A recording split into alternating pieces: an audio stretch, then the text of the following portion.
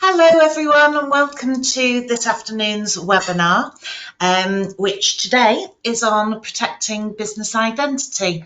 And I'm pleased to say that we're joined by Michaela Cusack today, who's an expert in this field. So she'll be giving an overview on the essentials of intellectual property. Michaela is the owner of the National Business Register, and they support thousands of people and businesses in the UK with securing trademarks, designs, and protecting business names as well.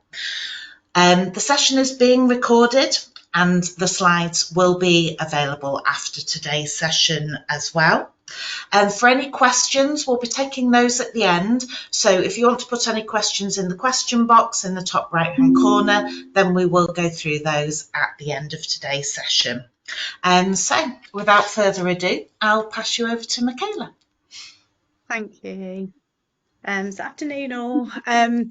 So I'll be covering off a bit about IP today, and that will be for the benefit of a business owner or anyone that advises business owners, so anyone in that advisory capacity, and hopefully you'll go away with a bit more knowledge about it and how we can really help businesses protect their brands.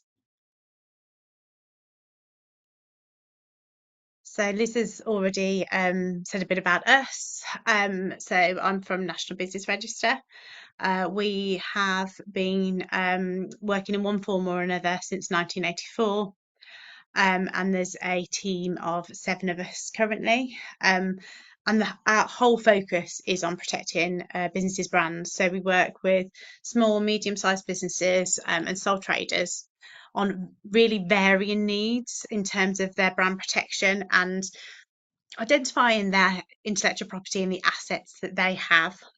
So I'm a solicitor, and I acquired the company with my husband back in 2020. I come at intellectual property from a legal point of view, and my husband is in finance, and he really comes at it from that point of view. He regularly was advising business owners on investment, mergers and acquisitions, and was finding time and time again those businesses that had their IP in order got more investment, they got more sale value, and it's at that angle that we try to work with business owners. We look at it commercially, not just a legal ego stamp, which sometimes I think it can look like that. Oh, I've trademarked my name, I'll put that there and I'll do nothing else with it. IP is so much more than that, and hopefully we'll highlight some of those today.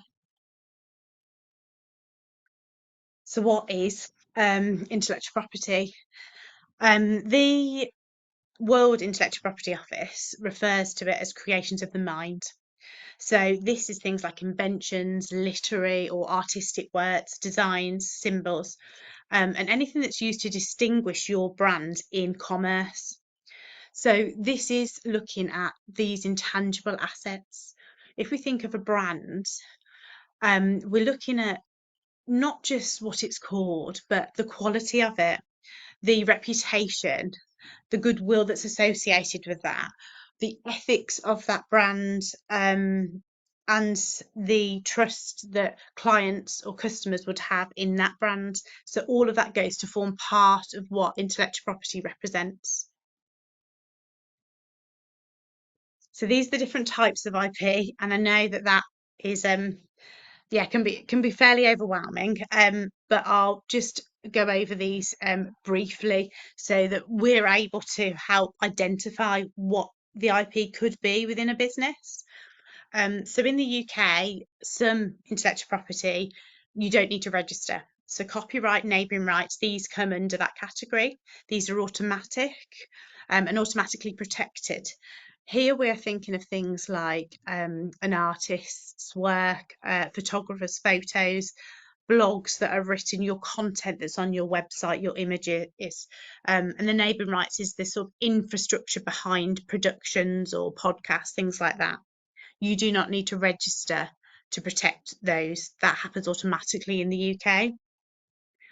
Another type of IP is this traditional knowledge. So here we're thinking about things like tribal designs, And certain expressions, you need permission to use their cultural expressions, and you can't just claim a right to use of them. There needs to be permission to do so, and also evidence that you are from that particular culture, that you're able to use that. Distinctive signs are probably what we're all aware of more.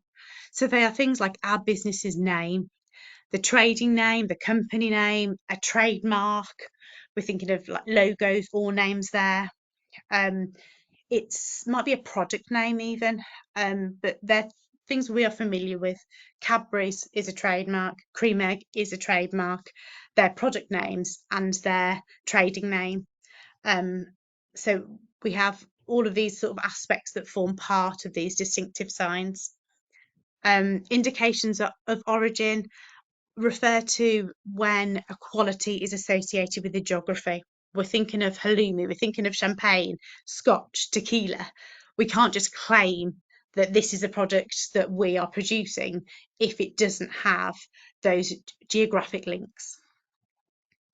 Inventions here, we're looking at new technological advancements really. So patents are inventions involving the functionality. They are moving us forwards in the world. Industrial designs are sometimes referred to as registered designs, and they are not about functionality. They are about the aesthetics only. They are the look and the feel, the shape of a particular product. And trade secrets we must bear in mind, because those have protection infinitely, potentially. They are secret until the secret is revealed. And we need to bear in mind that this can be a really powerful type of IP.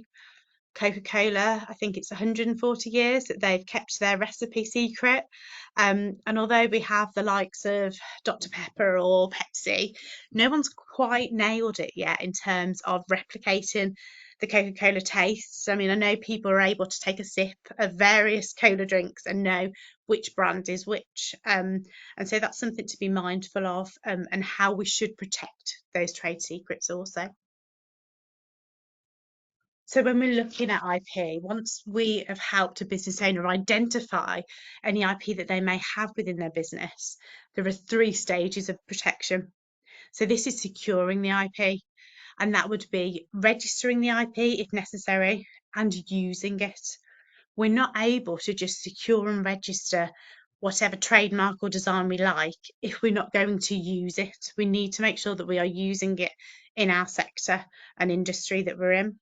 Commercialization is the second part, and that's making sure our business owners are making the most financially out of their IP. High street banks are now lending against intangible assets. The likes of NatWest have been doing it for a year or so now. So it can be used as leverage towards loans, it can be used for investment, it can be licensed, it can be franchised. And we need to make sure that business owners are aware that that is possible, and it's very much happening now. And the final stage of protection is the enforcement. So this can be sending a gentle warning shot, a letter to someone that you see is infringing your name, your mark, your logo, your designs. Their packaging might be confusingly similar to one of your businesses. So this is the first stage. The majority of businesses that we deal with regarding infringement don't even know that they were infringing one of our clients' trademarks. They haven't done their research. They thought that their idea was theirs. They saw it and thought that looks good. We can probably use something similar. So send a warning letter, a cease and desist, a gentle letter. Let's find out what's going on first, because it may be that they just weren't aware. But the second stage is litigation. And although this should be seen as a last resort, it does need to be done. We do need to litigate if someone is infringing a business's trademark, because not doing so can really dilute the brand. And that's something we need to be aware of, and business owners need to be aware of. So this is a really big misconception. Time and time again, we're here from a business owner that they've registered the name at Companies House and they've got the domain, so they're covered. That's it. They own the name. No one else can use it. And it's just not the case, unfortunately. And this probably is the thing that we need to explain to business owners the most. It's just something to be really mindful of. So, Companies House, registering a business owner at Companies House really is, an essential step for many businesses. But in terms of name ownership, it's an administrative process rather than a legal one. So it will stop an identical name being registered. So if we think of Cloverleaf Consulting Limited, is registered Cloverleaf, one word, Consulting Limited. That is registered at Companies House. No one else can register that same name, but someone could register Cloverleaf, two words, Consulting Limited. That would be possible, and that's obviously going to cause confusion. And if we're thinking of, potential businesses that work in the same regions, that work up and down the UK in the same sectors, it doesn't stop that confusion being caused. It doesn't give a business owner exclusive rights. Now, a business owner might not need or want those exclusive rights, but to some, it will be really important. And it's those business owners that we just need to flag and let them know that this name is available on Companies House, but it may be trademarked. Quite a few brands have a trademark. They have exclusive use to that name in that industry, but they haven't registered that name at Companies House because that is one of the brands from a different trading name, a different registered name. So these are things that we need to be mindful of, and make sure that we are protecting ourselves in terms of by giving that advice, by saying, flagging there may be a trademark registered with that, and it's prudent to do some extra research on the trademark. That's making sure that you're giving the best advice to any business owners that you're working with, and nothing's going to come back on you. We've worked with quite a few formation agents or accountants that have spoken to us because some fault has been given to them, not correctly done so, but if a business owner finds out that they've been infringing, and unknowingly, they're looking to blame someone. And I think there's just, by saying a Companies House availability of a name doesn't mean that it is available for use necessarily overall, can be a really powerful thing. Oh, wrong way, there we go. And we have similar limitations with domain ownership. Obviously, this can be worldwide competition. Businesses all over the world can have the .org, .co.uk, .com.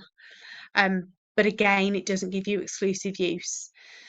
And if there is a brand that is trademarked under the name that you have as your domain, they have exclusive rights to that in whatever classes, the industries they've registered it in.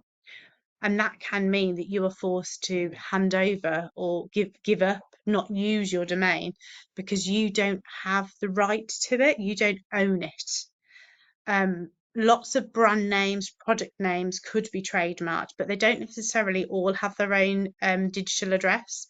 They might be brands within the company's domain address. So that's something else to be mindful of, because sometimes domains can be pricey, and to then find out that you can't even use it is really crushing to business owners.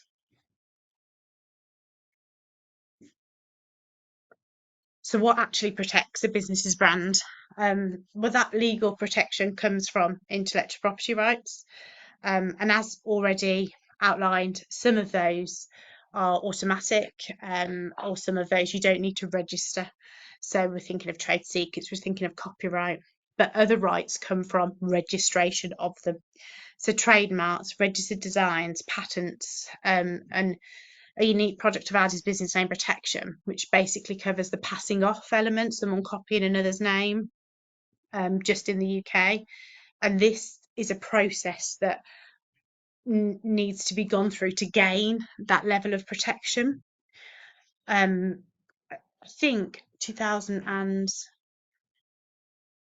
I'm just having a look at some statistics. So year on year, registered growth in IP has gone up by 13% since 2009. And last year, 37% of all trademark registrations were from overseas. So this is a really significant stage, whether a company is based in the UK or trading globally. So trademark registration, what is a trademark? So this is things like a name, a logo, a slogan, a tagline.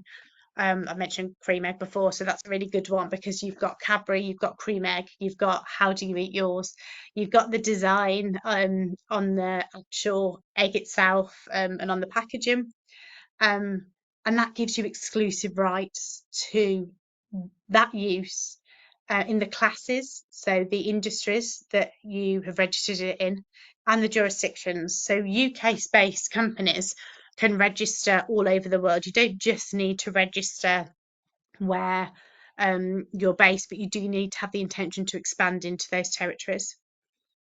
And something else to be mindful of is with products, we represent quite a few clients that manufacture in one country, trade in others, and you need to make sure the whole chain is covered in terms of IP.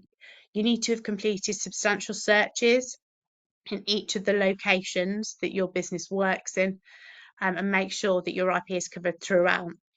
We've had clients come to us that have applied for the UK really successfully themselves for trademarks, but then they go to expand into the EU and they hadn't done the searches there, they haven't registered there, and they're blocked. They're blocked from going there. They can't expand into those territories, and quite often investment is withheld because of that. But trademark gives you a legal ground to challenge the infringement. You don't need to show there's been confusion. You don't need to show there's been damage caused. You own that trademark in that class in that country, and that's the end of it. That is how it stopped. You have exclusive use to that. So here's the slide on business name protection. So this is a unique product of ours, and this has been really useful, we found, for smaller scale businesses. We developed the product to help make IP accessible for everyone. We found that quite often sole traders, startups weren't able to commit to registering a trademark potentially straight away, but they wanted some level of protection. So business name protection relies on the UK tort of passing off, which means you shouldn't copy another's name for the benefit of your own, really, for commercial gain. And that stands in the UK regardless of this service. But this service means that once registered with us, you'll have the searches done at the start to make sure you're not already infringing, and there'll be £10,000 worth of legal assistance provided as part of the fee. The fee is £125 a year, and it's that's valuable to a business owner, because quite often those that are the most vulnerable don't have the legal team, they don't know how to go about doing the legals, and it just provides them with peace of mind. We've had sole traders use the registration certificate for business legitimacy, to prove that they do trade under that name, but they're registered because as they're a sole trader. Things like grant funding, proof of, or Google business profile verification has been used for. So it's quite a cost-effective tool. Only is for the UK. It's not for any large businesses. It's not for businesses with their own legal team, or that are traded outside the UK. So registered design, this is all about the look and feel of the product. It's not about functionality. So we're thinking of a perfume bottle, the shape of it. The trunky suitcase is a good example. Does the same as any other suitcase, but it looks differently, and it conjures up an image in our mind. And a coat hanger started out as a registered design, and it's a really useful tool for product-based businesses. I think we're really on the increase with registered design in this country. In 2018, there was only 26,000 registrations, but 2023, we're looking at 81,000. So that is increasing year on year. And there's a real growing trend globally about registered design. You also are able, it's used really as part of IP strategy as a whole alongside trademarks, and it can be a really useful tool, particularly if you are struggling with different classes being registered with a trademark. So why does this matter? I haven't covered patents here because we as a firm don't undertake that work. We're able to signpost anyone if there is that need, but really that's quite a niche technical element of IP, and you want someone that's just dealing with those, but we can help if necessary. But why does IP matter? It's known to be one of the most valuable assets of a business. And the Intellectual Property Office did some research, I think it was back in 21, and they found of those businesses that have registered their IP, 70% of their business's value came from that IP. So this is a really powerful thing that business owners need to be aware of at the very least, but it's a tool. It's a tool that can be really used to the advantage and part of a growth strategy for businesses. We are able to have financial benefits of brand protection, things that we've already mentioned, increasing your value of a business, being able to license it, sell it, and to help with financials being raised. Having the protection does provide a peace of mind to the business owner. You are stopping copycats, you're stopping and preventing competition. It's heightening credibility and safeguarding your business's brand. So what can you do right now? So whether it's your business or other businesses you're working with, it's a really good idea to have a bit of an audit and work out what IP your business has, and what, if any, has been protected. Where are the gaps? Where could someone copy your work and impact you financially, impact reputation? Because you don't want that to happen.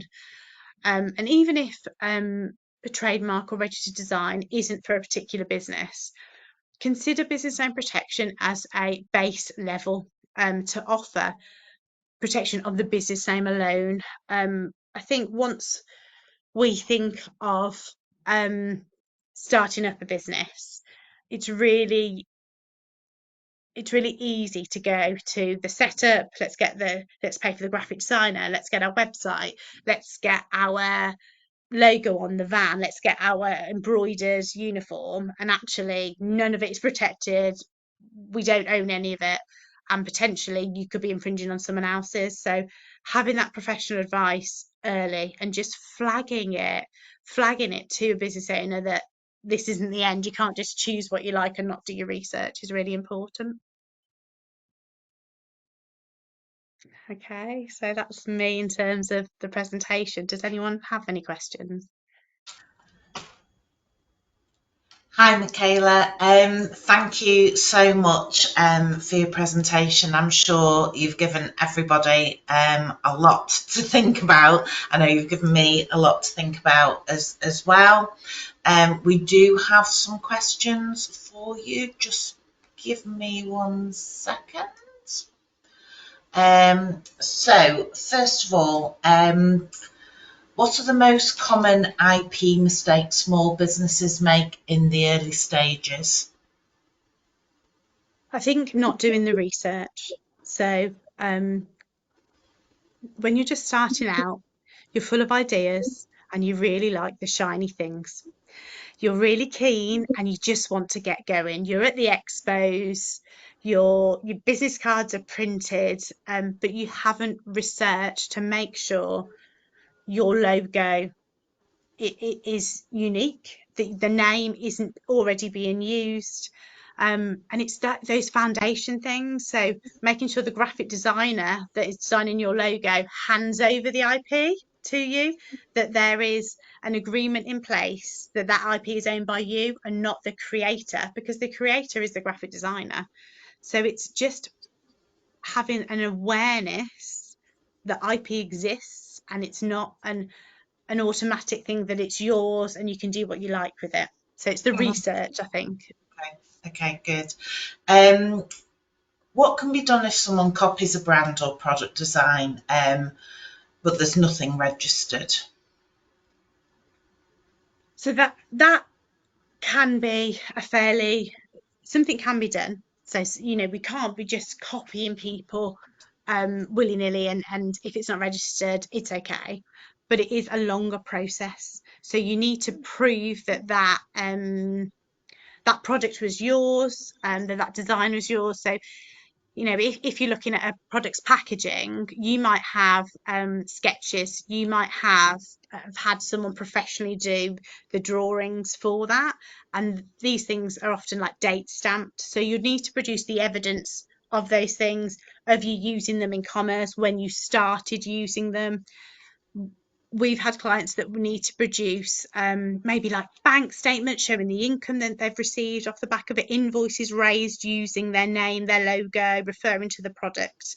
So you need to firstly establish that you are the true owner, and then you'll need to look at litigation, which can be costly, but bear in mind, if the other person is found to have infringed, they will have to pay some costs. It's not just you paying for everything, but there is always a risk with litigation with that. But there is, by thoroughly making sure that you have evidence of your work and your designs, that will help you with that process. Okay. Um, on the webinar today, a lot of our clients are from accountancy practices or from legal firm backgrounds. How can they help on the IP front when advising their clients? So if their work, I think those roles used to be years ago quite discreet and niche, and I think now we really are seeing sort of legal and accounting professionals be advisors to business owners. They don't just go to them for their numbers twice a year anymore. There's, if you're part of those wider growth conversations, to just flag. So just ask if the name registered at company's house is their trading name. Ask if they've got particular products that distinguish themselves from others, from the competition. If there is a business that's looking to invest, a standard question can be, are you aware of what IP you have? Is it protected? Because an investor, you want to be a safe bet for an investor, and you're a safe bet if you've protected what you've got.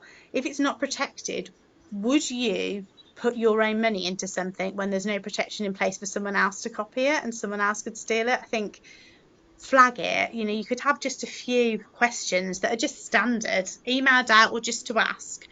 I think once it's in the business owner's mind that, oh, IP is an actual thing that has a direct impact on growth, on the success of a business, it's up to them if they do anything or what they do. But lots of business owners aren't even aware of it. So just asking about or saying the words intellectual property might be enough to just get a business owner thinking, and making sure that that is part of their growth strategy. Because it can be really damaging when you're having to rebrand. The amount of time and effort that goes into something like that is And extensive, really. cost. Right, okay, that brings us to the end of our questions. If anybody, like always, you may go away and then think of some questions later on, please feel free. Michaela's email address is on the slides, which we will forward after today's event. You can contact me if you want to, and then I can put the questions to Michaela as well. Just so you know, we'll be taking a break over the summer and then coming back with some new webinars in the autumn. Obviously, there's a lot going on with Companies House in the autumn as well, so we'll definitely be doing another session on that when we come back. But thank you for attending today. Thank you to Michaela for giving up your time and sharing some information with us today. And yeah, enjoy the rest of your day and have a good summer. So thank you, everybody. Thank you.